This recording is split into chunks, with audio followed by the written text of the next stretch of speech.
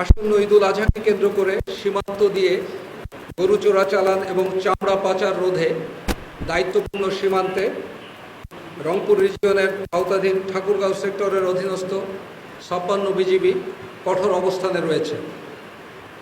আপনারা ইতিমধ্যে অবগত আছেন যে এবছর দেশের চাহিদা অনুযায়ী পর্যাপ্ত সংখ্যক গবাদি পশু মজুদ রয়েছে।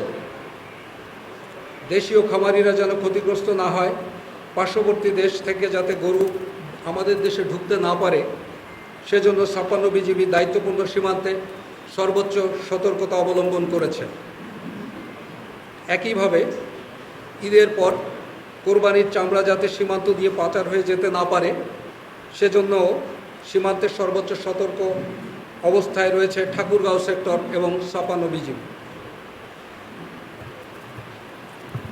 এছাড়াও ঈদের দীর্ঘ ছুটিতে দেশের জনগণ যাতে নির্বিঘ্নে পবিত্র ঈদুল আজহা উদযাপন করতে পারে, সেজন্য বিজিবির সদস্যরা সীমান্তের অতন্দ্র প্রহরী হিসেবে নিরাপত্তা বিধান, দেশের অভ্যন্তরীণ আইন শৃঙ্খলা রক্ষা এবং ঈদ জামায়াতের নিরাপত্তা বিধানে সদা সচেষ্ট এবং সদা তৎপর থাকবে।